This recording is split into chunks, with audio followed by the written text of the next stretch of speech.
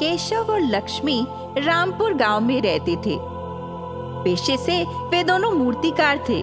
भगवान की सुंदर मूर्तियां बनाकर ही अपना जीवन का गुजारा करते थे। एक दिन केशव नाग देवता से प्रार्थना कर रहे थे और उसी दौरान लक्ष्मी उनके पास आई। सुनिए जी, त्योहारों का मौसम है। मुझे लगता है हमें और अधिक मूर्तियां बनाकर पैसा कमाना चाहिए। आप क्या कहते हैं इस बारे में? हाँ, कह तो तुम ठीक रही हो, पर क्या करें, मूर्ति बनाने के लिए मिट्टी, रेता सब कुछ चाहिए। बहुत महंगा सामान है और हमारे पास इतने पैसे भी नहीं है। मुझे लगता है हमें श्रीराम से कुछ पैसे मांगने चाहिए। अभी कर्ज ले लेते हैं, मूर्तियां बिक जाएंगी, उसके बाद वापस कर देंगे। मैं आज ही जाता हूँ और रास्ते में से कुछ सामान भी लेता आऊंगा। केशव राव से पैसे मांगने जाता है। तुम बहुत पुराने मूर्तिकार हो गांव के, इसीलिए तुम पे भरोसा करके उधार पैसे दे रहा हूँ, और वक्त पे पैसे नहीं लौटाए तो देख लेना। हाँ भाई, जैसे ही मूर्तियाँ बिकेंगी मैं तुरंत आकर तुम्हारे पैसे उधार चुका दूंगा। उधार मिले पैसे से केशव सामग्री लेकर घर पहुंचा। दोनों पति पत्नी खुशी के मारे प्रार्थना करने लगे। केशव ने जल्दी ही मूर्तियां बनानी शुरू कर दी और जैसे तैसे करके अधिक से अधिक मूर्तियां बनाकर बरामदे में रख दी। दोनों बहुत ही खुश थे क्योंकि मूर्तियां पहले से भी सुंदर बनी थीं। अब कल से ही आप इन मूर्तियों की बिक्री शुरू कर दीजिए। पैसे आने शुरू हो जाएं, फिर देखते हैं। ठीक है, कल से ही ये काम शुरू करता हूँ। उधार के पैसे भी तो चुकाने हैं। पर अचानक उस रात तेज बारिश हुई और हवा चलने लगी और इसी के साथ सारी मूर्तियां पानी में बहकर खराब हो गई, टूट गई, फूट गई। अब दोनों मियाँ बीबी बहुत परेशान हुए। अपनी आंखों के सामने अपनी जिंदगी तबाह होते हुए देख रहे थे और निराश हो गए। लक्ष्मी फूट फूट कर रोने लगी और केशव को भी कोई उपाय नजर नहीं आ रहा था। मैंने कभी सपने में भी नहीं सोचा था कि भगवान हमारे साथ ऐसा करेंगे। अब क्या होगा केशव? दोनों हैरान परेशान थे और इसीलिए दोनों ने आत्महत्या करने का फैसला लिया। दोनों एक दूसरे को देखते रहे और फांसी करने की तैयारी कर रहे थे। अगर हम उधार लिए पैसे वापस नहीं चुका सके तो श्रीराम हमें जान से मार देंगे। इससे बेहतर तो यही होगा कि हम खुद ही आत्महत्या कर लें। दोनों ने फांसी लगाने का फैसला किया और जैसे ही ये करने लगे, अचानक ही सामने रखी मूर्ति में से नागिनी देवी बाहर आई, प्रकट हुई। ये कैसा चमत्कार था! तुम दोनों तो मेरे सबसे प्रिय भक्त हो, दिन रात मेरी पूजा करते हो, फिर ऐसा काम क्यों कर रहे हो? लक्ष्मी और केशव दोनों ने अपनी आप बीती नागिनी देवी को सुनाई। नागिनी देवी ने खुश होकर उन्हें एक पौधा दिया और कहा, जाओ जाकर इस पौधे को अपने बरामदे में लगाओ, ये तुम्हारे लिए एक वरदान है। वरदान देकर नागिनी गायब हो गई। पति पत्नी ने मिलकर वह पौधा बरामदे में लगाया और वह पौधा अचानक से ही एक पेड़ में तब्दील हो गया और उसमें से अलग अलग तरह तरह की बहुत सुंदर मूर्तियां निकलने लगी।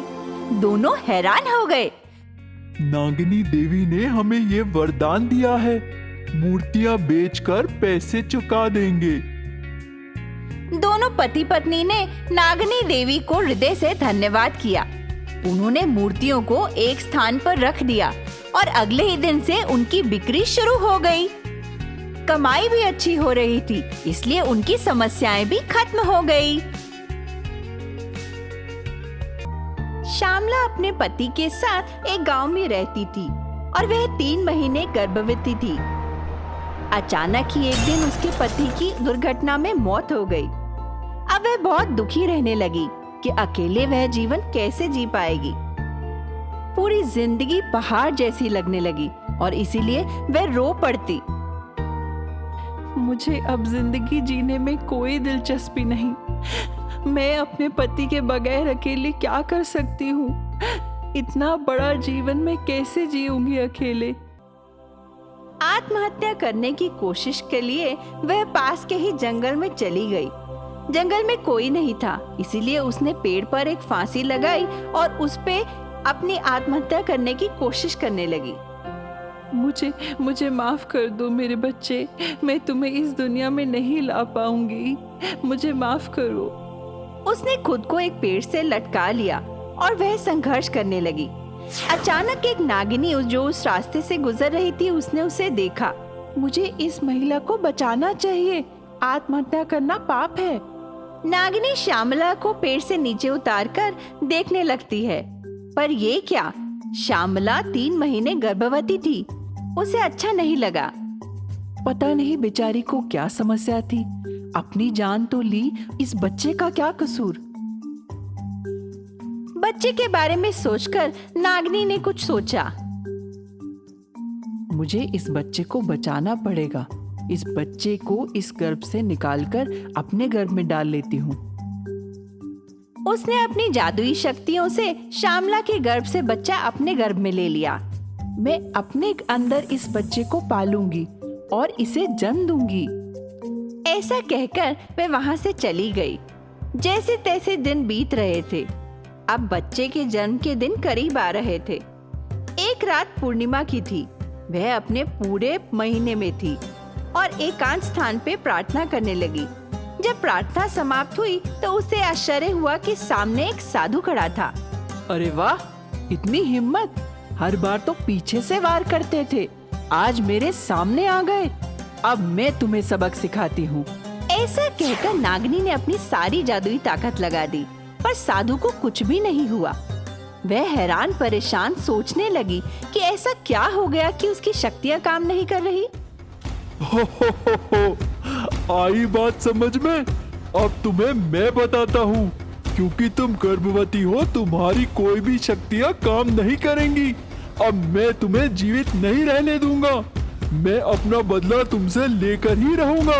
हो। तुमने क्या सोचा, तुम मुझे मार डालोगी? जैसे तैसे जान बचाकर नागिनी शहर की ओर भागी। साधु भी दौड़कर उसका पीछा करने लगा। अरे तुम कुछ भी कर लो, मैं तुम्हें जिंदा नहीं छोड़ूंगा। कहाँ तक भागोगी? गर्भवती नागिनी अपनी जान बचाने के लिए शहर की ओर भागी। इधर उधर भागते हुए उसने शहर में देखा कि गणपति की एक मूर्ति रखी थी।